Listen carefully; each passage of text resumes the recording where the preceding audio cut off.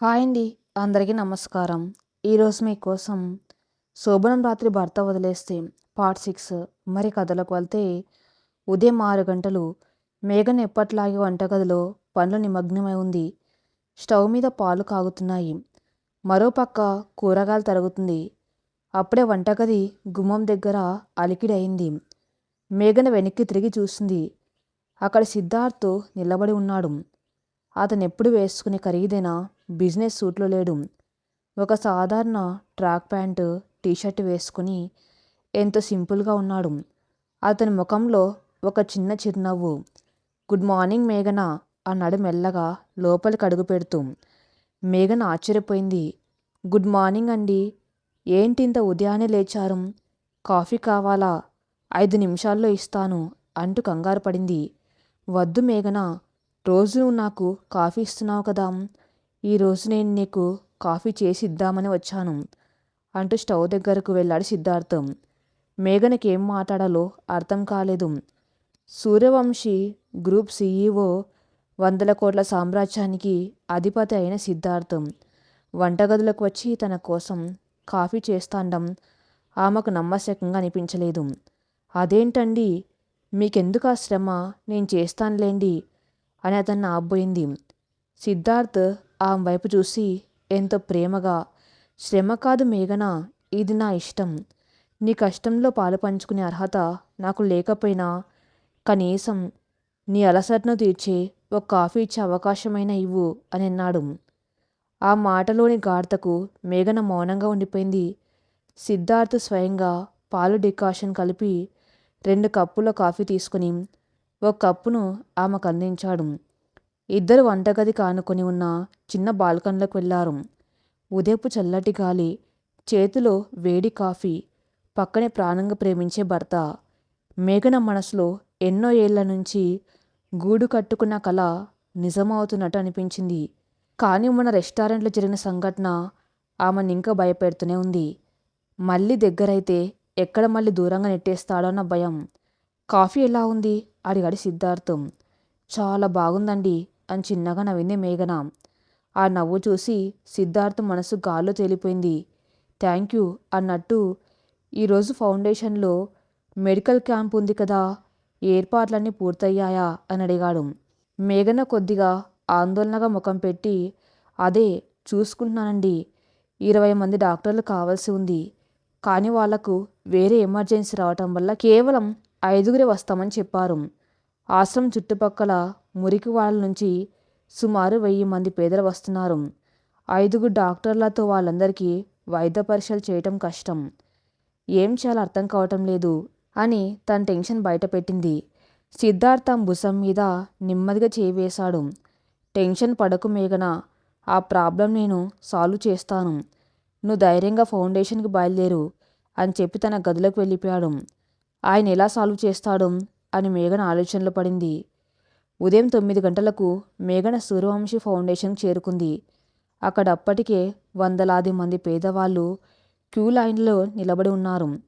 పిల్లలు, ముసలివాళ్ళు ఎంతో ఆశగా వైద్యం కోసం వచ్చారు. కానీ డాక్టర్లు ఇంకా రాలేదు. ఫౌండేషన్ స్టాఫ్ అంతా టెన్షన్ పడుతున్నారు. మేడం, ఇలాగైతే క్యాంపస్ క్యాన్సిల్ చేయవలసి వస్తుంది. జనం అసహనంగా ఉన్నారు అని మేనేజర్ వచ్చి చెప్పాడు. మేఘన కంగారుగా ఫోన్ తీసి వేరే ఆసుపత్రులకు కాల్ చేద్దాం అనుకునే లోపు ఫౌండేషన్ గేట్ లోపలికి ఒకేసారి 5 పెద్ద బస్సులు, 2 అంబులెన్స్లు వరుసగా వచ్చి ఆగాయి. అందులోంచి సూర్యవంశీ మల్టీ స్పెషాలిటీ హాస్పిటల్కి చెందిన సుమారు 50 మంది సీనియర్ డాక్టర్లు, నర్సులు కిందకు దిగారు. వాళ్ళ చేతుల్లో అత్యాధునిక వైద్య పరికరాలు, మందుల కిట్లు ఉన్నాయి. ఆ బస్సుల వెనక సిద్ధార్థ్ కారు కూడా వచ్చాయింది. కారులోంచి సిద్ధార్థ్తో పాటు రీహాన్ కూడా ఉత్సాహంగా కిందకు దిగాడు. మేఘన ఆశ్చర్యంతో నోరెళ్ళబెట్టింది. తన కళ్ళను తానే నమ్మలేకపోతుంది. సిద్ధార్థ్ నేరుగా మేఘన్ దగ్గరకు వచ్చి, ఏంటి మేడం గారు, ఈ డాక్టర్లు సరిపోతారా, ఇంకా ఎవరినైనా పిలిపించమంటారా అని చిలిపిగా కన్ను గీటాడు. మేఘన కళ్ళల్లో నీళ్లు తిరిగాయి. ఇదంతా మీరే చేశారా? సూర్యవంశీ ఫౌండేషన్ చైర్పర్సన్కి ఒక కష్టం వస్తే సూర్యవంశీ గ్రూప్ సీఈఓ ఊరుకుంటాడా? ఇది మన ఫ్యామిలీ ఫౌండేషన్ మేఘన. నీ ఒక్కదాని బాధ్యత కాదు, నాది కూడా. నేను కూడా వాలంటీర్గా పనిచేయడానికి వచ్చానని నవ్వి వెంటనే అక్కడున్న స్టాఫ్కి, డాక్టర్లకి ఎలా పనిచేయాలో సూచనలు ఇవ్వటం మొదలుపెట్టాడు. రీహాన్ పరిగెత్తుకుంటూ వెళ్ళి మేఘన కాళ్ళు పట్టుకున్నాడు. ఆంటీ, నేను కూడా ఆడుకోవడానికి వచ్చాను. నా ఫ్రెండ్స్ ఎక్కడా అని అడిగాడు. మేఘన వాడిని ఎత్తుకొని గుండెలకు హత్తుకుంది. నిన్నటిదాకా వాడి మనసులో ఉన్న విషం పూర్తిగా తొలగిపోయి మళ్ళీ తన బిడ్డ తన దగ్గరికి వచ్చినందుకు ఆమెకెంతో సంతోషంగా అనిపించింది. క్యాంపు మొదలైంది. వందలాది మందికి అద్భుతమైన వైద్య సేవలు అందుతున్నాయి. మేఘన పేషెంట్స్కి మందులు ఇస్తుంటే సిద్ధార్థ్ స్వయంగా లైన్లను కంట్రోల్ చేస్తూ, ముసలి వాళ్లకు మంచినీళ్ళు ఇస్తూ ఒక సాధారణ వాలంటీర్లా మారిపోయాడు. కోట్లు సంపాదించే ఒక వ్యాపారవేత్త ఏమాత్రం అహంకారం లేకుండా పేదవాళ్ళకు సేవ చేస్తుంటే ఆ దృశ్యం చూసి మేఘన మనసు మురిసిపోయింది. నా భర్త ఎంత గొప్పవాడు, ఆయన కోపం ఎక్కువైనా మనసు మాత్రం వెన్న అని తనలో తనే గర్వపడింది. డాక్టర్లు, స్టాఫ్ అందరికీ డైనింగ్ హాల్లో భోజనాలు ఏర్పాట్లు చేశారు. మేఘన వడ్డించే పనుల్లో బిజీగా ఉంది. సిద్ధార్థ్ ఎక్కడున్నాడా అని వెతికింది. అతను ఎక్కడా లేడు. ఆశ్రమం వెనుక భాగంలో ఉన్న చెట్ల కింద అనాథ పిల్లల మధ్యలో కింద నేల మీద చాప వేసుకుని కూర్చున్నాడు సిద్ధార్థ్. అతని పక్కనే రీహాన్ కూడా కూర్చున్నాడు. అందరూ ఒకేసారి భోజనం చేస్తున్నారు. మేఘన ఆశ్చర్యంగా అటువైపు వెళ్ళింది. సిద్ధార్థ్ ఒక పసివాడికి తన చేత్తో అన్నం తినిపిస్తున్నాడు.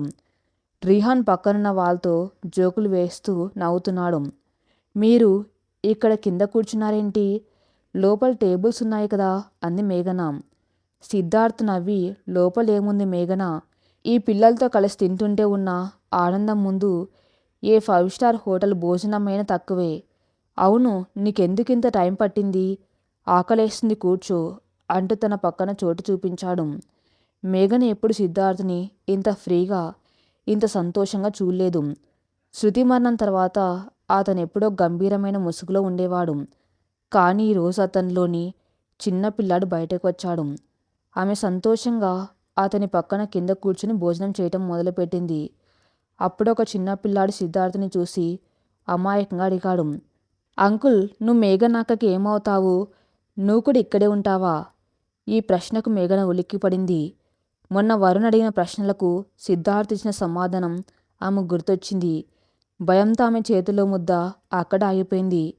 కానీ సిద్ధార్థ్ మాత్రం తడబడలేదు. అతను ఆ పిల్లాడి తల నిమిరి ఎంతో గర్వంగా అందరికి వినపడేలా చెప్పాడు, నేను మీ మేఘన అక్కకి భర్తరా. మీ అక్క నా ప్రపంచం. తను ఎక్కడుంటే నేను అక్కడే ఉంటాను. నా ప్రపంచం నా భార్య. ఈ మాటలు వినగానే మేఘన కళ్ళల్లోంచి ఆనంద బాష్పాలు రాలాయి. 10 మంది ముందు తన్ను భార్యగా ఒప్పుకోవడానికి సంకోచించిన మనిషి ఈరోజు ఏమాత్రం భేషజం లేకుండా అంతటి ప్రేమను వ్యక్తపరుస్తూ ఉంటే ఆమె గుండె సంతోషంతో ఉప్పొంగింది. సిద్ధార్థ్ తన వైపు చూసి కన్ను గీటేసరికి ఆమె సిగ్గుతో తలదించుకుంది. సాయంత్రం 5 గంటలకు మెడికల్ క్యాంపు దిగ్విజయంగా పూర్తయింది. డాక్టర్లు, స్టాఫ్ అందరూ కలిసి వెళ్ళిపోయారు. ఆశ్రమం పిల్లలందరూ సిద్ధార్థ్కి, రీహాన్కి బాయ్ చెప్పి లోపలికి వెళ్లారు. సిద్ధార్థ్, మేఘన రీహాన్ కారులో ఇంటికి బయలుదేరారు. వాతావరణం సడన్గా మారిపోయింది. నల్లటి మబ్బులు కమ్ముకొని భారీ వర్షం మొదలైంది. కారు అద్దాల మీద వర్షపు చినుకులు పడుతూ ఒక రొమాంటిక్ వాతావరణాన్ని సృష్టిస్తున్నాయి. వెనుక సీట్లో రోజంతా ఆడుకొని అలసిపోయిన రీహాన్ గాఢ నిద్రలోకి జారుకున్నాడు. ముందు సీట్లో మేఘన్ చలి కొద్దిగా ముడుచుకొని కూర్చుంది. సిద్ధార్థ్ ఏసీ టెంపరేచర్ తగ్గించాడు. క్యాంపు చాలా బాగా జరిగింది కదండి. మీ హెల్ప్ లేకపోతే నేను ఈరోజు చాలా కష్టపడేదాన్ని. థ్యాంక్ యూ అంది మేఘన్ నెమ్మదిగా. భార్యాభర్తల మధ్య థ్యాంక్స్, సారీలు ఉండకూడదని ఒక పెద్ద మనిషి చెప్పింది. నీకు గుర్తులేదా అన్నాడు సిద్ధార్థ్ ఆమెను ఆట పట్టిస్తూ. మేఘన్ నవ్వింది.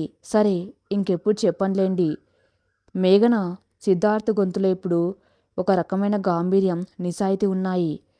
నిన్ను చాలా రోజులుగా ఒక మాట అడగాలనుకున్నాను. అడగండి. నువ్వు నా జీవితంలోకి వచ్చినప్పటి నుంచి కేవలం ఇవ్వడమే తప్ప నా నుంచి ఏది ఆశించలేదు. కనీసం నా ప్రేమను కూడా బలవంతంగా కోరుకోలేదు. నీకెప్పుడు నా మీద విసుగు రాలేదా? ఇతను ఎప్పటికీ మారడేమో. ఈ పెళ్లి నాకు అనవసరమని ఏ ఒక్కరోజు అనిపించలేదా అని అడిగాడు. మేఘన బయట కురుస్తున్న వర్షం వైపు చూస్తూ సమాధానం చెప్పింది. విసుగు రావటం, వదిలేసి వెళ్ళిపోవటం చాలా తేలికైన పనులండి. కానీ బంధం నిలబెట్టుకోవడమే కష్టం. మీరు శృతి గారిని ఎంత స్వచ్ఛంగా ప్రేమించారో నేను నా కళ్ళతో చూశాను. అలాంటి ప్రేమ దొరికిన ఆడది అదృష్టవంతురాలు. ఆ ప్రేమ చూశాక ఎప్పటికైనా మీరు నా మనసును కూడా అర్థం చేసుకుంటారని నమ్మకం నాకు కలిగింది. ఎదురు చూడడం ప్రేమలో ఒక భాగమని నేను నమ్ముతాను. సిద్ధార్థ్ కారు స్పీడ్ తగ్గించాడు. నాకు ఒక అవకాశం ఇవ్వు మేఘన. నీ ఎదురు చూపులకు ఇక ముగింపు పలుకుతాను. నిన్నటి వరకు నాది గతం, కానీ ఈ రోజు నుంచి నువ్వే నా భవిష్యత్తు. నా ప్రతి అడుగులో నువ్వు ఉండాలి అని ఆమె చేతిని తన చేతిలోకి తీసుకున్నాడు. ఈసారి మేఘన తన చేతిని వెనక్కి తీసుకోలేదు. ఆ స్పర్శలోని వెచ్చదనం ఆమె గుండె లోతుల్లోకి ప్రవహించింది. ఇన్నాళ్ళు తన నిశ్శబ్ద పోరాటానికి గెలుపు లభించిందని ఆమె నమ్మింది. కారు నిశ్శబ్దంగా వర్షంలో ముందుకు సాగుతుంది. కానీ వాళ్ళ మనసులో ఎన్నో ఏళ్లుగా పేరుకపోయిన మౌనం ఇప్పుడు ఒక అందమైన రాగంగా మారుతుంది. రాత్రి 8 గంటలకు ఇంటికి చేరుకున్నారు. భోజనాలు ముగించుకొని అందరూ ఎవరి గదుల్లోకి వాళ్ళు వెళ్ళిపోయారు. మేఘన్ తన గదిలో కూర్చొని ఫౌండేషన్ ఫైల్ చూసుకుంటుంది. అప్పుడే సిద్ధార్థ్ చేతిలో ఒక పెద్ద ప్లాస్టిక్ డబ్బా, ఒక తాళం చెవితో మేఘన గదిలోకి వచ్చాడు. మేఘన ఆశ్చర్యంగా తలెత్తి చూసింది. ఏంటిది, ఈ టైంలో వచ్చారు? సిద్ధార్థ్ ఆ డబ్బా నేల మీద పెట్టి ఆమె దగ్గరకు వచ్చాడు. అతని ముఖంలో ఒక స్థిరమైన నిర్ణయం కనిపిస్తుంది. తన చేతిలో ఉన్న తాళం చెవిని మేఘన చేతిలో పెట్టాడు. ఇదేంటండి? మేఘన కంగారుగా అడిగింది. ఇది నా గదిలో ఉన్న కబోర్డు తాళం చెవి. అందులో నా పర్సనల్ వస్తువులుంటాయి. ఇకపై వాటి మీద నీకు కూడా హక్కు ఉంటుంది. కానీ దానికంటే ముందు నువ్వు నా కోసం సహాయం చేయాలి అన్నాడు. ఏం చేయాలి? రా నాతో అని ఆమె చేయి పట్టుకుని తన గదిలోకి తీసుకెళ్లాడు. సిద్ధార్థ్ గదిలోకి అడుగు పెట్టగానే మేఘనకు ఒక ఆశ్చర్యకరమైన మార్పు కనిపించింది. ఆ గది గోడల మీద ఎప్పుడు ఉండే శృతి పెద్ద ఫోటోలు ఇప్పుడు అక్కడ లేవు. గదిలో ఉండే శృతి పర్ఫ్యూమ్ వాసన లేదు. టేబుల్ మీద ఉండే వాళ్ళిద్దరి పెళ్లి ఫోటో ఫ్రేమ్ కూడా లేదు. ఇదేంటండి, శృతిగారి ఫోటోలు ఎక్కడా? ఆందోళనగా అడిగింది మేఘన. సిద్ధార్థ్ నేల మీద ఉన్న ఆ ప్లాస్టిక్ డబ్బాను చూపించాడు. అందులో ప్యాక్ చేశాను. మేఘన గుండె వేగంగా కొట్టుకోవడం మొదలైంది. ఎందుకు? నేను మీ గతాన్ని చెరిపేయమని ఎప్పుడు అడగలేదేం? ఆమె జ్ఞాపకాలను నేను గౌరవిస్తానని మీకు చెప్పాను కదా, మరెందుకు ఇవన్నీ తీసేశారు? సిద్ధార్థ భుజాలను తన 2 చేతులతో పట్టుకుని కళ్ళలోకి సూటిగా చూశాడు. నువ్వు అడగలేదు మేఘన, కానీ ఒక భర్తగా అది నా బాధ. గతం అనేది ఒక జ్ఞాపకంలాగా మనసులో ఉండాలి, కానీ భవిష్యత్తుకి అడ్డుగోడలా మారకూడదు. నా గది గోడల నిండా శృతి ఫోటోలు ఉంటే రేపు నువ్వు ఈ గదిలోకి అడుగుపెట్టినప్పుడు నీకెప్పటికీ ఒక సవతి అనే భావనే కలుగుతుంది. నువ్వు నా భార్యవి. ఈ ఇంట్లో, ఈ గదిలో నా గుండెల్లో నీకు దక్కవలసిన పూర్తి స్థానాన్ని నేను ఇస్తున్నాను. శృతి జ్ఞాపకాలు ఇకపై నా మనస్సులోని పదిలంగా ఉంటాయి, కానీ నా జీవితం మాత్రం నీతోనే. ఆ మాటలకు మేఘన కట్టలు తెంచుకుని ఏడ్చేసింది. ఇన్నాళ్ళుగా ఆమె అనుభవించిన మానసిక శోభ అంతా ఆ కన్నీల రూపంలో కరిగిపోయింది. శృతి జ్ఞాపకాలను బలవంతంగా దూరం చేయకూడదని ఆమె ఎంత ఆరాటపడిందో. సిద్ధార్థ్ తనంతట తానే ఆ జ్ఞాపకాలను భద్రపరుచుకుని తనకు స్థానం కల్పించడం చూసి మేఘనకు చెప్పలేనంత ఆనందం కలిగింది. ఏడోకు మేఘన, నీ కళ్ళల్లో కన్నీళ్లు చూడడం నాకు ఇష్టం లేదు. ఇది నా కొత్త ప్రయాణం. దీనికి నువ్వు స్వాగతం పలకవా అంటూ ఆమె కన్నీళ్లను తన చేతులతో తుడిచాడు సిద్ధార్థ్. మేఘన్ తల ఊపుతూ సిద్ధార్థ్ని గట్టిగా హత్తుకుంది. సిద్ధార్థ్ కూడా ఆమెను తన గుండెలకు హత్తుకున్నాడు. ఇద్దరి గుండె చప్పుడు ఒకటే రాగంగా మారుమోగాయి. ఆ ఆలింగనంలో ఎన్నో రోజుల నిరీక్షణ, ఒకరిపై ఒకరికి ఉన్న అవగాహన, అంతులేని ప్రేమ అన్నీ కలగలిసిపోయాయి. వారిద్దరి బంధానికి అడ్డుగా ఉన్న ఆఖరి దృశ్యపు గోడ కూడా ఆ క్షణంలో కూలిపోయింది. కొద్దిసేపటి తర్వాత మేఘన్ నెమ్మదిగా అతని కౌగిలి నుంచి విడబడింది. ఆ ముఖం సిగ్గుతో ఎర్రబడింది. సిద్ధార్థ్ ఆమెను చూస్తూ, ఇంకొక విషయం, ఆ డబ్బాలో శృతి ఫోటోలతో పాటు కొన్ని ఖరీదైన చీరల నగలు ఉన్నాయి. అవి ఆమె జ్ఞాపకాలు. వాటిని మనం ఒక సత్కార్యానికి వాడదాం. రేపు మనం అనాథాశ్రమంలో చదువుకుంటున్న పెద్ద వయసు అమ్మాయిల పెళ్ళిళ్ళ కోసం వాటిని విరాళంగా ఇద్దాం. శృతి ఆత్మకు కూడా అదే ఆనందాన్ని ఇస్తుంది కదా అని అడిగాడు. మేఘన అతన్ని చూసి మురిసిపోయింది. మీ ఆలోచన చాలా గొప్పదండి. తప్పకుండా అలాగే చేద్దాం. ఆ రాత్రి సూర్యవంశి బంగ్లాలో నిశ్శబ్దం ఉంది. కానీ అది శూన్యంతో కూడిన నిశ్శబ్దం కాదు. ఒక అందమైన జీవితం మొదలవబోతుందన్న ప్రశాంతమైన నిశ్శబ్దం. ఇన్నాళ్ళుగా మేఘన అనుభవించిన మౌనరాగం ఇప్పుడు ఒక మధురమైన ప్రేమ గీతంగా రూపాంతరం చెందుతుంది. సూర్యవంశి బంగ్లాలో ఆ ఉదయం ఎప్పట్లా లేదు. ఒక కొత్త ఉత్సాహం, ఒక తెలియని ఆహ్లాదం ఆ ఇంటి అనువనువున పరుచుకున్నాయి. కిటికీలోంచి వస్తున్న సూర్యకిరణాలు కూడా మునుపటి కంటే ప్రశాంతంగా ఉన్నట్టు అనిపిస్తుంది. గదిలో నిద్రలేచిన మేఘన పెదవులపై ఒక అందమైన చిరునవ్వు స్థిరంగా ఉండిపోయింది. రాత్రి జరిగిన సంఘటనలు, సిద్ధార్థ్ తన జీవితంలోకి ఆహ్వానించిన తీరు ఆమె కళ్ళ ముందు ఒక మధురమైన స్వప్నంలా మెదులుతున్నాయి. పక్కకు తిరిగి చూసిన మేఘన మంచం మీద సిద్ధార్థ్ లేడు. బహుశా అప్పుడే లేచి వాష్రూమ్కి వెళ్ళి ఉంటాడని అనుకుని ఆమె నెమ్మదిగా లేచి నిలబడింది. అప్పుడే వాష్రూమ్ తలుపు తెరుచుకుని సిద్ధార్థ్ బయటకు వచ్చాడు. తల తుడుచుకుంటూ అద్దం ముందు నిలబడిన అతను అద్దంలోంచి మేఘని చూసి ఆగిపోయాడు. ఇద్దరు చూపులు కలిశాయి. ఇన్నాళ్ళ చూపుల్లో ఒక ప్రశ్న, ఒక అన్వేషణ ఉండేవి. కానీ ఇప్పుడు ఒక స్పష్టత, ఒక ఆత్మీయత ఉన్నాయి. గుడ్ మార్నింగ్ మేఘన అన్నాడు సిద్ధార్థ్ ముఖంలో ఎంతో ప్రశాంతత తొంగి చూస్తూ ఉండగా. గుడ్ మార్నింగ్ అండి అని సిగ్గుగా తలదించుకుంది మేఘన. ఆమె బుగ్గల్లో వచ్చిన ఎర్రటి రంగును చూసి సిద్ధార్థ్ మురిసిపోయాడు. నువ్వు సిగ్గుపడుతూ ఉంటే చాలా బాగుంటావు తెలుసా. ఇన్నాళ్ళు నీలో ఉన్న ఈ అందమైన కోణాన్ని నేనెందుకు మిస్ అయ్యానో అనిపిస్తుంది అన్నాడు దగ్గరగా వస్తూ. మేఘన మరింత సిగ్గుపడి, మీరు మరీ పొగడకండి, టైం అవుతుంది, మామయ్య గారికి కాఫీ ఇవ్వాలి అంటూ గబగబ గదిలోంచి బయటకు వెళ్ళిపోయింది. సిద్ధార్థ ఆమె వెళ్తున్న వైపు చూస్తూ, నా జీవితంలో కోల్పోయిన ఆనందాన్ని నువ్వు మళ్ళీ తీసుకొచ్చావు మేఘన. ఇకపై నిన్ను కంటికి రెప్పలా కాపాడుకుంటాను అని మనసులో అనుకున్నాడు. కింద డైనింగ్ టేబుల్ దగ్గర రాజశేఖర్ గారు, సుమిత్ర గారు కూర్చుని ఉన్నారు. మేఘన వాళ్ళకి కాఫీ ఇచ్చి రీహాని స్కూల్కి రెడీ చేయడానికి వెళ్ళింది. సిద్ధార్థ్ మెట్లు దిగి వస్తుంటే అతని ముఖంలో ఉన్న ఉత్సాహాన్ని గమనించిన సుమిత్ర గారు భర్త వైపు చూసి నవ్వారు. చూసారా అండి, మన సిద్ధు ఎలా మారిపోయాడు. వాడి ముఖంలో మళ్ళీ పాతకల తిరిగి వచ్చింది. మేఘన్ రాక మన ఇంటికి నిజంగానే అదృష్టాన్ని తెచ్చింది అన్నారు సుమిత్ర గారు. రాజశేఖర్ గారు కూడా సంతోషంగా తల ఊపుతూ, అవును సుమిత్ర, ఆ పిల్ల సహనం సిద్ధు మనసును గెలుచుకుంది. ఇక మనకి ఎలాంటి బెంగ లేదన్నాడు. సిద్ధార్థ్ టేబుల్ దగ్గర వచ్చి, ఏం నాన్న, పొద్దున్నే నా గురించి ఏమైనా మాట్లాడుకున్నారా అని అడిగాడు నవ్వుతూ. నీ గురించి కాదురా, మా కోడలు గురించి మాట్లాడుకుంటున్నాం. ఆమె ఎంత గొప్పదో నువ్వు ఇప్పటికే తెలుసుకున్నావని సంతోషిస్తున్నాం అన్నారు రాజశేఖర్ గారు.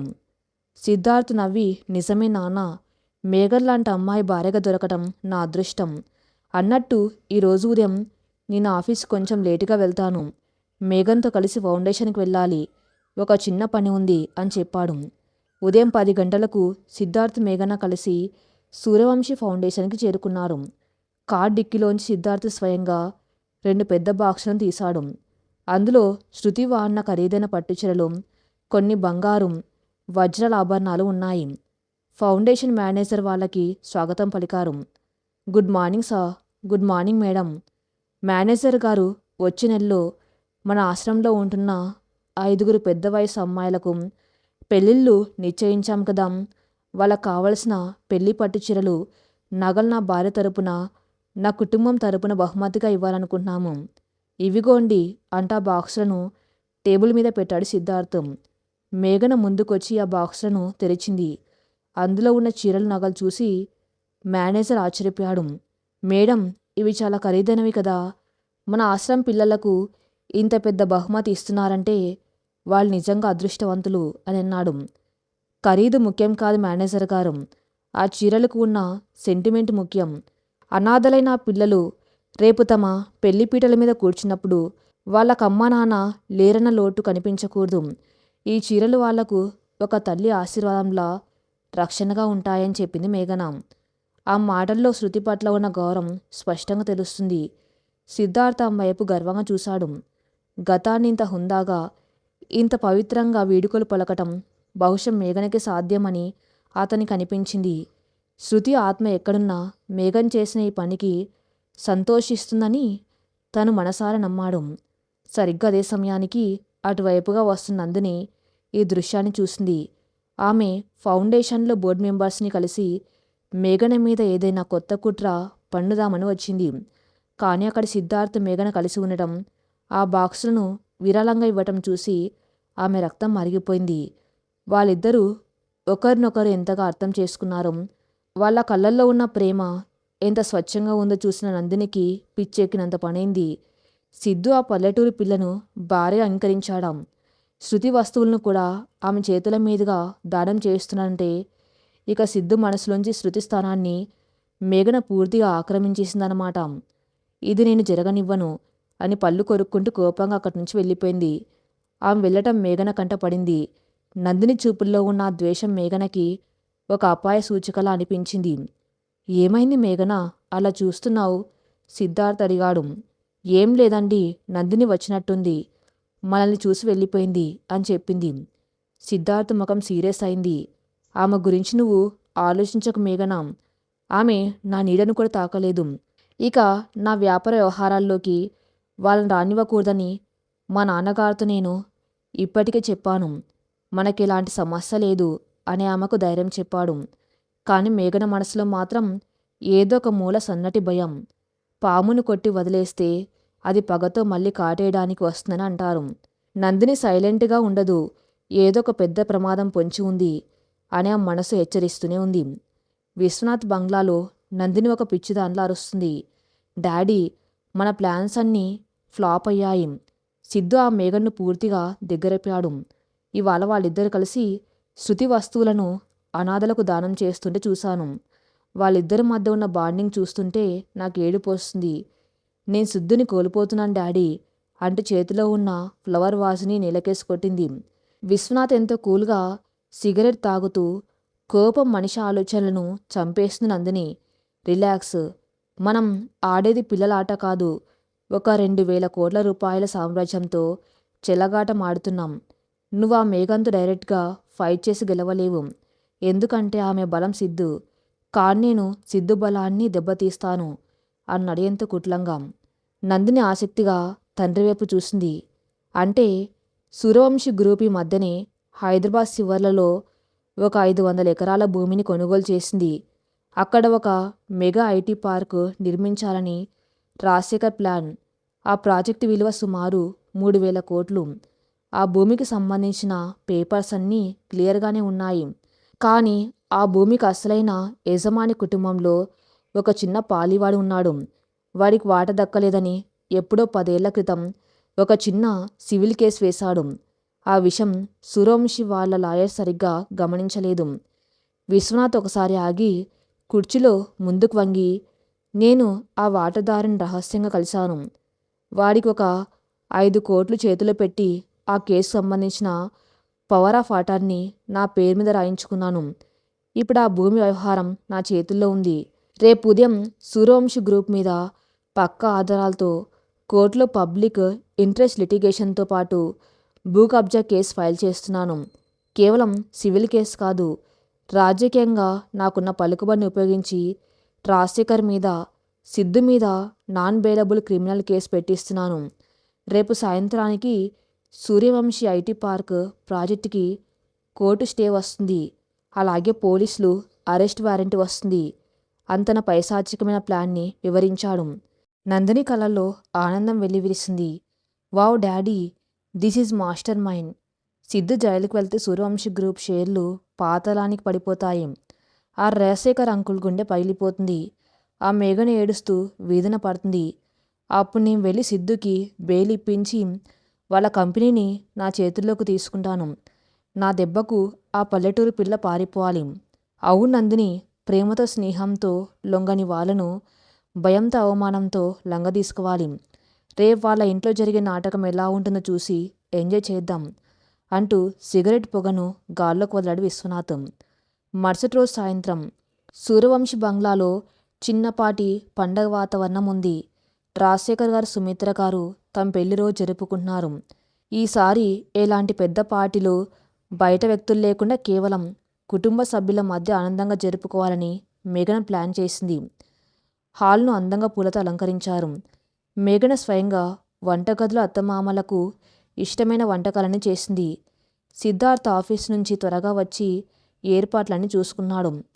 రాజశేఖర్ గారు, సుమిత్ర గారు ఒకరికొకరు పూలదండలు మార్చుకుని కేక్ కట్ చేశారు.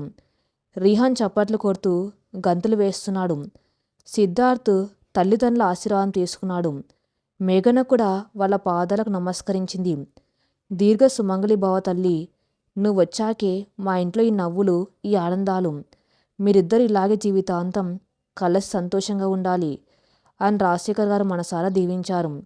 సుమిత్ర గారు మేఘనకు ఒక అందమైన డైమండ్ బ్యాంగిల్స్ సెట్ని బహుమతిగా ఇచ్చారు. ఇది నా అత్తగారు నాకు ఇచ్చారు మేఘన. ఇప్పుడు ఇంటి మహాలక్ష్మివి నువ్వే కదా, అందుకే నీ చేతులకు ఇవి ఉండాలని నా కోరిక అనేంతో ఆప్యాయంగా ఆ గాజులను మేఘన్ చేతులకు తొడిగారు. మేఘన్ ఆనందానికి అవధులు లేవు. ఒకవైపు భర్త ప్రేమ, మరోవైపు అత్తమామల ఆదరణ. ఈ ఆడపిల్లకైనా ఇంతకు మించి ఏం కావాలి? ఆ తర్వాత అందరూ కలిసి డైనింగ్ టేబుల్ దగ్గర కూర్చున్నారు. సిద్ధార్థ్ మేఘన వైపు చూస్తూ, వంటలన్నీ అద్భుతంగా ఉన్నాయి మేఘన. మా నాన్నగారికి ఇష్టమైన పులిహోర, అమ్మకి ఇష్టమైన పాయసం అన్నీ పర్ఫెక్ట్గా ఉన్నాయి. నువ్వు కేవలం ఫౌండేషన్లోనే కాదు, వంటగదిలో కూడా సీఈఓవి అని జోక్ చేశాడు. అందరూ సరదాగా నవ్వుకున్నారు. ఆ క్షణం ఆ కుటుంబం ఒక పరిపూర్ణమైన సంతోష వలయంలో ఉంది. కానీ ఆ సంతోషం ఎంతోసేపు నిలవలేదు. రాత్రి 8:30 అందరూ భోజనాలు ముగించుకొని హాల్లో కూర్చుని మాట్లాడుకుంటున్నారు. హఠాత్తుగా బంగ్లా బయట 2 పోలీస్ జీపులు, ఒక పెద్ద కారు వచ్చి ఆగాయి. వాటి సరైన శబ్దం ఆ ప్రశాంతమైన రాత్రి నిశ్శబ్దాన్ని చీల్చుకుంటూ ఇంటి లోపలికి వినిపించింది. రాజశేఖర్ గారు, సిద్ధార్థ్ ఇద్దరు ఆశ్చర్యంగా ఒకరి ముఖాల్లో ఒకరు చూసుకున్నారు. మేఘన గుండెల్లో ఏదో కీడు శంకించినట్టు అయింది. సుమిత్ర గారు కంగారుగా లేచి నిలబడ్డారు.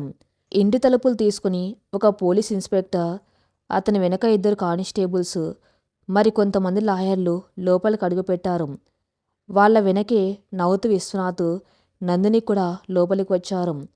పోలీసులను, ముఖ్యంగా విశ్వనాథ్ని చూడగానే సిద్ధార్థ్కి విషయం అర్థమైంది.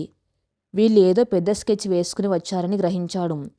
ఏంటి ఇన్స్పెక్టర్ గారు, నా ఇంటికి అకస్మాత్తుగా స్ట్రెచ్ వారెంట్ లేకుండా ఎందుకు వచ్చారు అని గంభీరంగా అడిగారు రాజశేఖర్ గారు. ఇన్స్పెక్టర్ సెల్యూట్ చేసి, సారీ సార్, ఇది స్ట్రెచ్ వారెంట్ కాదు, అరెస్ట్ వారెంట్. సూర్యవంశీ గ్రూప్ చైర్మన్గా మీ మీద, మేనేజింగ్ డైరెక్టర్గా సిద్ధార్థ్ గారి మీద భూ కబ్జా, చీటింగ్, ఫోర్జరీ కేసులు నమోదయ్యాయి. కోర్టు మీకు నాన్ బెయిలబుల్ వారెంట్ జారీ చేసింది. అతని చేతిలో ఉన్న పేపర్స్ చూపించాడు. ఆ మాటలు వినగానే సుమిత్ర గారు ఒక్కసారిగా సోఫాలో కుప్పగొలిపారు. మేఘన షాక్తో నిలబడిపోయింది. ఏం నాన్సెన్స్! సూర్యవంశీ గ్రూప్ గత 30 ఏళ్లుగా ఎంతో నిజాయితీగా వ్యాపారం చేస్తుంది. మా మీద ఫోర్జరీ కేసేంటి? సిద్ధార్థ్ కోపంగా అరిచాడు. విశ్వనాథ్ ముందుకు వచ్చి ఒక వెటకారపు నవ్వు నవ్వాడు. బిజినెస్లో నిజాయితీ అనేది పేపర్ల మీద ఉండాలి సిద్ధు, మాటల్లో కాదు. ఐటీ పార్క్ కోసం మీరు కొన్న 500 ఎకరాల భూమిలో అసలు యజమానులకు తెలియకుండా దొంగ సంతకాలతో రిజిస్ట్రేషన్ చేయించుకున్నారు. ఆ వాటాదారులు ఇప్పుడు కోర్టును ఆశ్రయించారు. నా ద్వారా వాళ్ళు ఈ కేసును ఫైల్ చేశారు. ఇప్పుడు ఆ ఐటీ పార్క్ ప్రాజెక్ట్కి స్టే వచ్చేసింది. ఆ ప్రాజెక్టులో మీరు పెట్టిన 2,000 కోట్లు గల్లంతై, పైగా దొంగ డాక్యుమెంట్స్తో మోసం చేసినందుకు మీ నాన్నగారు నువ్వు ఈ రాత్రే జైలుకు వెళ్ళవలసిందే అని ఎంతో గర్వంగా కస్తో చెప్పాడు విశ్వనాథం. సిద్ధార్థ్కి విశ్వనాథ్ వేసిన స్కెచ్ ఎంత పెద్దదో అర్థమైంది. ఆ భూమి వ్యవహారం లాయర్స్ చూసుకున్నారు. అందులో లొసుగులు ఉన్నాయని తనకు తెలియదు. ఇప్పుడు విశ్వనాథ్ దాన్ని ఒక ఆయుధంగా మార్చుకున్నాడు. నువ్వు లాయర్స్ని మేనేజ్ చేసి మా మీద దొంగ కేసు పెట్టించావు విశ్వనాథ్. దీనికి రేపు నేను కోర్టులో సమాధానం చెబుతాను. అంతేకాని నా తండ్రిని అరెస్ట్ చేయడానికి వీల్లేదు. ఆయన ఆరోగ్య పరిస్థితి బాగోలేదు అని అడ్డు వెళ్ళాడు సిద్ధార్థ్. ఇన్స్పెక్టర్ కఠినంగా, సార్, ఇవి కోర్టు ఆర్డర్స్. మేము మిమ్మల్ని ఇక్కడే కస్టడీలోకి తీసుకోవాలి. దయచేసి సహకరించండి, లేదంటే ఫోర్స్ యూ చేయవలసి వస్తుంది అని అన్నాడు. రాజశేఖర్ గారు తన కొడుకు భుజమే చేయి వేసి, సిద్ధు కంగారు పడకు, మనం తప్పు చేయలేదు, న్యాయం మన వైపే ఉంటుంది, చట్టాన్ని గౌరవిద్దాం, రండి ఇన్స్పెక్టర్ గారు అంటూ ముందుకు నడిచాడు. ఆయన ముఖంలో టెన్షన్ ఉన్నా పరువు కోసం గంభీరంగా కనిపించే ప్రయత్నం చేస్తున్నాడు. సుమిత్ర గారు ఏడుస్తూ వెళ్ళి రాజశేఖర్ గారిని పట్టుకున్నారు. రిహాన్ భయంతో ఏడుస్తూ మేఘన వెనక దాక్కున్నాడు. మేఘన స్థిరంగా నిలబడి ఇదంతా గమనిస్తుంది. ఆమె కళ్ళల్లో నీళ్ళు లేవు, కానీ కోపం కట్టలు తెంచుకుంటుంది. నిన్నటిదాకా పరోక్షంగా దెబ్బతీయాలని చూసిన నందిని ఈరోజు నేరుగా తన కుటుంబాన్ని రోడ్న పడేయడానికి వచ్చిన తీరు ఆమెకు రక్తం మరిగేలా చేస్తుంది. నందిని నెమ్మదిగా నడుచుకుంటూ మేఘన్ దగ్గరకు వచ్చింది. ముఖంలో విజయం సాధించిన గర్వం. ఏంటి మేఘన, ఎలా ఉంది నా సర్ప్రైజ్? ఫౌండేషన్లో నీ తెలివితేటలు చూపించి గెలిచానని మురిసిపోయావు కదా. ఇప్పుడు చూడు, నీ భర్త నీ మామయ్య జైలుకెళ్తున్నారు. రేపటికి మీ కంపెనీ షేర్లు జీరో అయిపోతాయి. మీరు అడుక్కు తినాల్సిందే. ఒకవేళ సిద్ధు జైలు నుంచి బయటకు రావాలంటే ఒకే ఒక ఆప్షన్ ఉంది అని మేఘన్ చెవి దగ్గరకు వచ్చి గుసగుసలాడింది. నువ్వు సిద్ధు జీవితం నుంచి శాశ్వతంగా వెళ్ళిపోవాలి. అప్పుడు నేను ఈ కేసులను వెనక్కి తీసుకునేలా చేసి సిద్ధుని నా వాణ్ణి చేసుకుంటాను. ఆలోచించుకో. మేఘన కోపంగా నందిని వైపు చూసింది. ఆమె కళ్ళు అగ్నిగోళాల్లా ఉన్నాయి. భయపెట్టి బంధాలను విడదీయాలనుకోవటం నీ అవివేకం నందిని గారు. నా భర్తను, నా కుటుంబాన్ని జైలుకు పంపి మీరు గెలిచామనుకుంటున్నారు. కానీ ఇది ముగింపు కాదు. రేపటి నుంచి సూర్యవంశీ గ్రూప్కి, ఈ కుటుంబానికి రక్షణగా నేనుంటాను. మీరు పన్నిన కుట్రల వలయాన్ని ఇలా ఛేదిస్తాను. నా భర్తను ఇలా బయటకు తీసుకువస్తాను, మీరు చూస్తారు అని ఏమాత్రం బెదరకుండా ఒక సింహంలా సమాధానమిచ్చింది మేఘన. నందిని ఒకసారి ఉలిక్కిపడింది. ఆ సమయంలో కూడా మేఘన్లో ఉన్న ఆత్మవిశ్వాసం ఆమెను భయపెట్టింది. పోలీసులు రాజశేఖర్ గారిని, సిద్ధార్థని జీపులోకి ఎక్కించారు. వెళ్లే ముందు సిద్ధార్థ్ ఒకసారి వెనక్కి తిరిగి మేఘన్ వైపు చూశాడు. ఆ చూపులో ఎంతో బాధ. నా కుటుంబాన్ని చూసుకో మేఘన అన్న ఒక మూగ విన్నపం ఉన్నాయి. మేఘన తనకి ధైర్యం చెబుతున్నట్టుగా తల ఊపింది. జీపులు సెరన్ వేసుకుని వెళ్ళిపోయాయి. విశ్వనాథ్ నందిని కూడా గర్వంగా నవ్వుకుంటూ తమ కారులో వెళ్ళిపోయారు. సూర్యవంశీ బంగ్లాలో నిన్నటి వరకు వినిపించిన నవ్వుల స్థానంలో ఇప్పుడు భయంకరమైన నిశ్శబ్దం ఆవరించింది. రాత్రి 11 గంటలు దాటుతుంది. ఆ ఇంటి పెద్ద దిక్కు రాజశేఖర్ గారు, ఆ సామ్రాజ్యానికి వారసుడు సిద్ధార్థ్ ఇద్దరూ పోలీసుల కష్టాల్లో ఉన్నారు. 100 కోట్ల ఆస్తి, వేలాది మంది ఉద్యోగులు ఉన్న కుటుంబం ఈరోజు ఒక కుట్రలకు బలైపోయి వీధిన పడే పరిస్థితి వచ్చింది. సుమిత్ర గారు సోఫాలో కుప్పగులిపోయి కన్నీరు మున్నీరుగా విలపిస్తున్నారు. నా భర్త ఏ పాపం ఎరగనివాడు. నా కొడుకు నిజాయితీకి మారిపోయారు. వాళ్ళని జైల్లో పెట్టారేంటి మేఘన? ఆ విశ్వనాథ్ గాడు ఎంతటి కుట్ర పన్నాడమ్మా. ఇప్పుడు మన కంపెనీ ఏమైపోతుంది? నా కుటుంబం పరువు ఏమైపోతుంది అంటూ గుండెలు బాదుకుంటున్నాడు. మేఘన కళ్ళల్లో నీళ్ళు లేవు. కన్నీళ్లు పెట్టుకునే సమయం ఇది కాదు అని ఆమెకు తెలుసు. ఏడిస్తే శత్రువు ముందు ఓడిపోయినట్టే. ఆమె నెమ్మదిగా వెళ్ళి సుమిత్ర గారి పక్కన కూర్చుంది. ఆమె 2 చేతులను తన చేతుల్లోకి తీసుకుంది. అత్తయ్య గారు, దయచేసి ఏడవకండి. మీరిలా కుంగిపోతే వాళ్లకు మనం విజయాన్ని బహుమతిగా ఇచ్చినట్టే.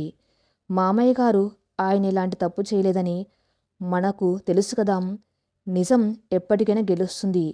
ఆ విశ్వనాథ్ గారు పన్న వల చాలా పెద్దది కావచ్చు, కానీ దాన్ని ఛేదించే కత్తెర నా దగ్గర ఉంది. మీరు ధైర్యంగా ఉండాలి. రేపు ఉదయానికల్లా నేను వాళ్ళిద్దరిని ఇంటికి తీసుకువస్తాను. ఇది నా మాట అనేంత దృఢంగా ఒక భరోసాతో చెప్పింది. సుమిత్ర గారు కన్నీళ్లు తుడుచుకుని మేఘన వైపు చూశారు. ఆ పిల్ల కళ్ళల్లో ఉన్న కసి, ఆత్మవిశ్వాసం చూసి ఆమెకు కొద్దిగా ధైర్యం వచ్చింది. రిహాన్కి ఇవేమీ తెలియక తన గదిలో నిద్రపోతున్నాడు. సుమిత్ర గారిని పడుకోబెట్టిన తర్వాత మేఘన్ నేరుగా సిద్ధార్థ్ స్టడీ రూమ్లోకి వెళ్ళింది. ఆ భూమికి సంబంధించిన ప్రతి ఫైలు, ల్యాప్టాప్లో ఉన్న అగ్రిమెంట్స్ అన్నీ తీసి టేబుల్ మీద పెట్టుకుంది. రాత్రంతా నిద్రపోకుండా ఆ కాగితాలను క్షుణ్ణంగా చదవడం మొదలుపెట్టింది. వాళ్ళెక్కడ దొరికిపోయారు, లాయర్లు ఎక్కడ తప్పు చేశారు, విశ్వనాథ్ ఎక్కడ ఫోర్జరీ చేశాడో పసిగట్టాలంటే ప్రతి అక్షరం చదవాల్సింది. తెల్లవారుజామున 4 గంటల సమయం. ఒక పేపర్ చూస్తున్న మేఘన కళ్ళు ఒక్కసారిగా ఆగిపోయాయి. ఆమె పెదవులపై ఒక చిరునవ్వు విరిసింది. దొరికేసా విశ్వనాథ గారు. దేవుడు ఎప్పుడు నిజం వైపే ఉంటాడనడానికి ఈ చిన్న ఆధారమే సాక్ష్యం అని తనలో తాను అనుకొని ఆ పేపర్ని జాగ్రత్తగా తన బ్యాగ్లో పెట్టుకుంది. మరుసటి రోజు ఉదయం న్యూస్ ఛానల్స్ అన్నీ బ్రేకింగ్ న్యూస్తో హోరెత్తిపోతున్నాయి. సూర్యవంశి గ్రూప్లో 3,000 కోట్ల కుంభకోణం, chairman Rajasekhar, CEO Siddharth arrest, కబ్జా భూముల్లో ఐటీ పార్క్ నిర్మిస్తున్న వైనం. ఈ వార్తలు స్టాక్ మార్కెట్లో పెను సంచలనాన్ని సృష్టించాయి. సూర్యవంశి గ్రూప్ షేర్లు ఉదయం మార్కెట్ తెరవగానే 20% పడిపోయాయి. ఇన్వెస్టర్లు భయంతో తమ షేర్లను అమ్మేసుకున్నారు. ఈ పరిస్థితిని క్యాష్ చేసుకోవడానికి విశ్వనాథ్ సూర్యవంశి హెడ్ క్వార్టర్స్లో ఎమర్జెన్సీ బోర్డు మీటింగ్ ఏర్పాటు చేశాడు. బోర్డ్ ఆఫ్ డైరెక్టర్స్ అంతా కంగారుగా మీటింగ్ హాల్లో కూర్చుని ఉన్నారు. విశ్వనాథ్ ఎంతో గంభీరంగా ముఖం పెట్టుకుని మాట్లాడడం మొదలుపెట్టాడు. చూశారు కదా డైరెక్టర్స్, రాజశేఖర్ గారి అత్యాశ వల్ల ఈరోజు మన కంపెనీ పరువు బజారున పడింది. 2 జైల్లో ఉన్నారు. షేర్లు పాతాళానికి పడిపోతున్నాయి. ఇప్పుడు ఈ కంపెనీని కాపాడడానికి ఒక బలమైన నాయకుడు కావాలి. ప్రస్తుతానికి సిద్ధార్థని, రాజశేఖర్ గారిని పదవుల నుంచి తప్పిస్తూ తాత్కాలిక చైర్మన్గా నేను బాధ్యతలు తీసుకున్నాను. దానికి సంబంధించిన తీర్మానం ఇదిగో అంటూ ఒక ఫైల్ వాళ్ళ ముందు పెట్టాడు. బోర్డు మెంబర్స్ అంతా ఒకరి ముఖాల్లో ఒకరు చూసుకున్నారు. వేరే దారి లేక ఆ తీర్మానం మీద సంతకాలు చేయడానికి పెన్నులు తీశారు. సరిగ్గా అదే సమయంలో బోర్డ్ రూమ్ పెద్ద డబల్ డోర్స్ ఒకసారిగా తెరుచుకున్నాయి. అందరి దృష్టి అటువైపు మళ్ళింది. ఎరుపు నలుపు రంగులు కలిసిన ఒక చేనేత పట్టుచీరలో, ముఖాన పెద్ద ఎర్రటి బొట్టుతో, కళ్ళల్లో ఒక అగ్నిజ్వాల నింపుకొని మేఘన్ లోపలికి అడుగుపెట్టింది. ఆమె అడుగుల చప్పుడు ఆ విశాలమైన బోర్డ్ రూంలో ఒక పిడుగుపాట్ల ప్రధ్వనించింది. ఆమె వెనక Suryavanshi group chief legal adviser Varma నడుచుకుంటూ వస్తున్నాడు. విశ్వనాథ్ ఆమెను చూడగానే ఒక వెటకారపు నవ్వు నవ్వాడు. హలో మేఘన గారు, దారి తప్పినట్టున్నారు. ఇది మీ వంటగదో లేక మీ ఫౌండేషన్ ఆఫీసు కాదు. Suryavanshi board room. ఇక్కడికి మీలాంటి హౌస్ వైఫ్స్కి అనుమతి లేదు. దయచేసి బయటకు వెళ్ళండి అని అన్నాడు. మేఘన ఏమాత్రం తడబడకుండా నేరుగా వెళ్ళి చైర్మన్ సీటు ముందు నిలబడింది. దారి తప్పింది నేను కాదు విశ్వనాథ్ గారు. మీరు ఒక భాగస్వామిగా మీరెప్పుడూ మీ హద్దులు దాటేశారు. ఇప్పుడు నా కంపెనీ బోర్డు రూంలో కూర్చొని నా భర్త స్థానాన్ని లాక్కోవాలని చూస్తున్నారు. ఈ సమావేశం చట్టవిరుద్ధం అని గర్జించింది మేఘన. బోర్డు డైరెక్టర్లో ఒకరు కలగజేసుకొని, మీరు రాజశేఖర్ గారి కోడలు కావచ్చు మేడం, కానీ బోర్డు వ్యవహారాల్లో జోక్యం చేసుకునే అధికారపు హక్కు మీకు లేదు అన్నాడు. మేఘన్ నవ్వి తన లాయర్ వర్మ వైపు చూసింది. వర్మ ముందుకు వచ్చి ఒక ఫైల్ని టేబుల్ మీద పెట్టాడు. డైరెక్టర్స్, మీరు పప్పులో కాలేశారు. నెల రోజుల క్రితమే గ్లోబల్ స్టీల్స్ ఇష్యూ జరిగిన మరుసటి రోజే సిద్ధార్థ్ గారు తన వ్యక్తిగత వ్యాపార వ్యవహారాలకు సంబంధించిన జనరల్ పవర్ ఆఫ్ అటార్నీని తన భార్య మేఘన గారి పేరిట రిజిస్టర్ చేశారు. సూర్యవంశి గ్రూప్లో సిద్ధార్థ్ గారికి ఉన్న 51% షేర్ల మీద ఇప్పుడు పూర్తి అధికారం మేఘన గారిదే.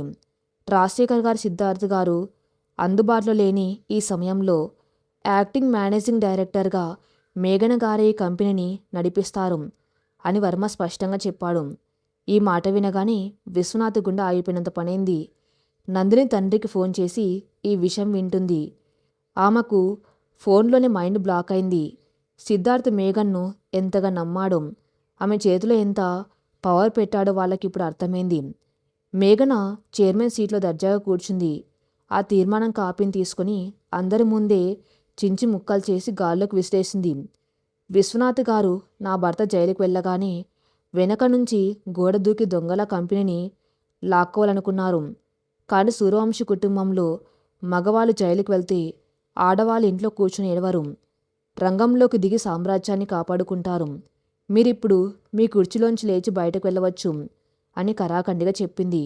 విశ్వనాథ్ కోపంతో రగిలిపోతూ, అధికారం చేతికి రాగానే అహంకారం చూపిస్తున్నావు మేఘన, కానీ ఈరోజు మార్కెట్లో కంపెనీ షేర్లు ఎలా పడిపోయాయో చూసావా? ఆ భూ కబ్జా కేసులో సిద్దుకి ఇప్పట్లో బెయిల్ రాదు. నీ కంపెనీ నడపటం చేత కాదు. ఈ కంపెనీ మునిగిపోవటం ఖాయం అని బెదిరించాడు. షేర్లు పడిపోవడానికి కారణం జనం భయం కాదు, మీరు చేస్తున్న తప్పుడు ప్రచారం. దానికి ఎలా చెక్ పెట్టాలో నాకు తెలుసు. అయినా బెయిల్ వస్తుందో రాదో ఈ సాయంత్రం కోర్టు తీర్పును బట్టి మీకే అర్థమవుతుంది. సెక్యూరిటీ మిస్టర్ విశ్వనాథ్ని బయటకు పంపించండి అని ఆర్డర్ వేసింది. అవమానంతో విశ్వనాథ్ తలదించుకుని బయటకు నడిచాడు. లోపల మేఘన బోర్డు మెంబర్స్కి ధైర్యం చెప్పి అరగంటలో ప్రెస్ మీట్ ఏర్పాట్లు చేయాలని ఆదేశించింది. బోర్డు మీటింగ్ ముగియగానే మేఘన్ నేరుగా లాయర్ వర్మ క్యాబిన్కి వెళ్ళింది. వర్మ గారు, నిన్న రాత్రి ఆ భూమి అగ్రిమెంట్ అన్నీ నేను స్టడీ చేశాను.